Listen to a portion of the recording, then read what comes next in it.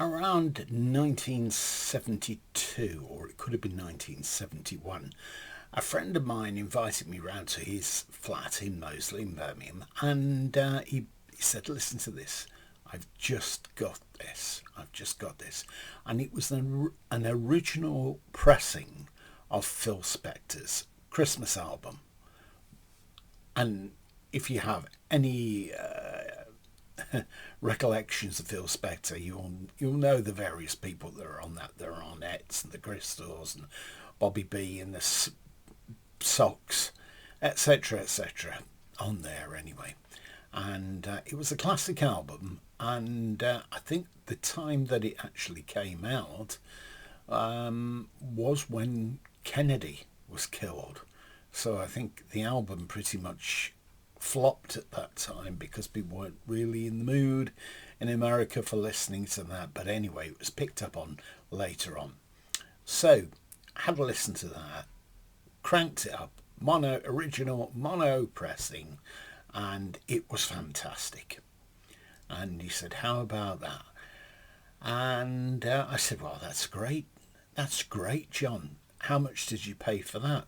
Now, bear in mind, I think it was either 72 or 71. I can't swear which year.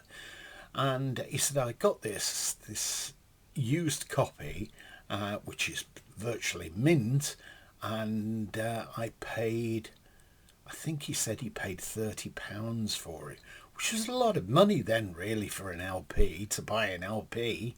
And it was a heavyish pressing. It was an American pressing. So I wonder if he managed to keep that. Anyway, after that, I started getting interested, or somewhat later, in Phil Spector.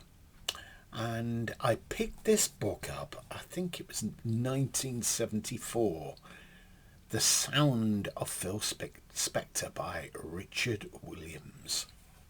It's not a fantastically thick book.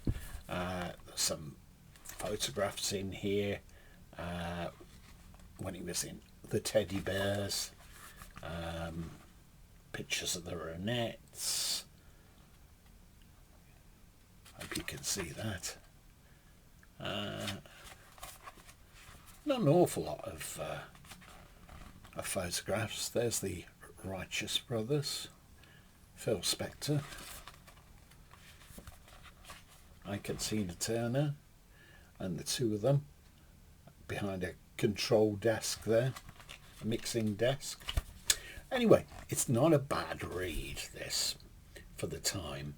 And it was 65 pence at that time, and I've kept this book all those years. I have got another book on Phil Spector, but I don't know whether I lost it in various house moves, but such is life. Many years ago, there was a box set. I think it was 3 CDs or 4 CDs. It was in a LP shaped box. Probably there were vinyl pressings of it available as well as an option, but mine was CDs, and I did a swap with someone for some records or other that a friend of mine desperately wanted, so I said, "Yeah, I'll take that." Anyway, that particular set is stored away at the moment. I've got one of the LPs which is in a frame, which I may show you at some other time. Anyway, this came up about 4 or 5 years ago. Phil Spector presents the Phillies album collection. Right. What they've done with this is there's a nice booklet in there with lots of nice photographs. Won't go all through that again because you've seen a similar thing. That's probably, the booklet's probably written better. It's a fairly tough box set that houses them. These are replicas of the original albums. The Ronettes featuring Veronica. The Crystals, Twist Uptown. The sound is excellent on these, I hasten to add. She's a Rebel, He's Sure the Boy I Love, the Crystals.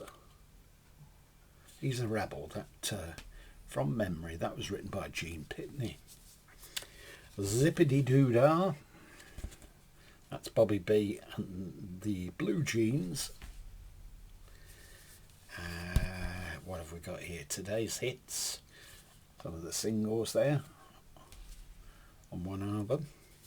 The Crystals sing the greatest hits. This is all replicated as it was on the Phillies label. And Phil Spector, Phil's Flip Sides, the Phil Spector Wall of Sound Orchestra. Great stuff. I think I paid something like about £20 for this.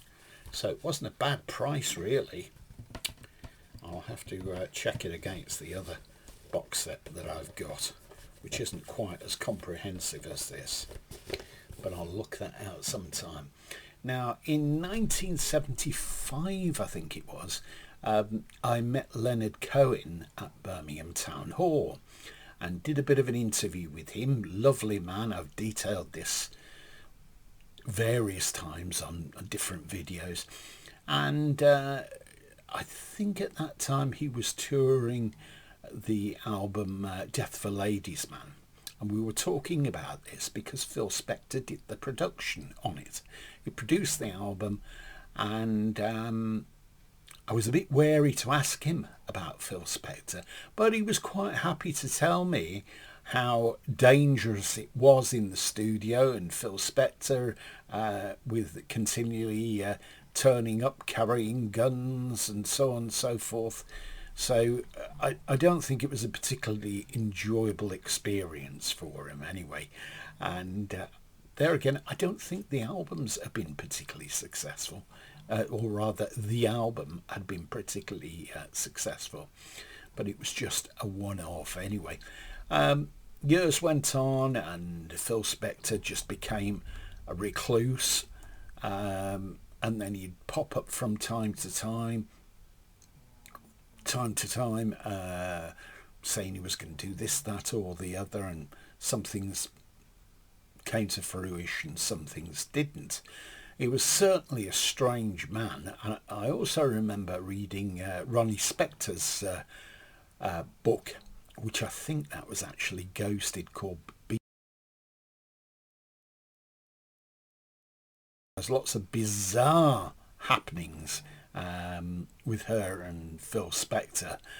Some of them are a little bit beyond belief. It's stretching credulity, but I think as you get through the book, you can pretty much, think to yourself, yeah, this book's ghosted. But still, if you come across a copy, it is worth reading.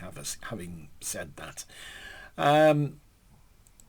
then of course was the infamous murder, or the two trials over the murder of Lana Clarkson at his mansion, and that seemed to go on for some while. And then second trial, he was convicted of that and sentenced to life in prison.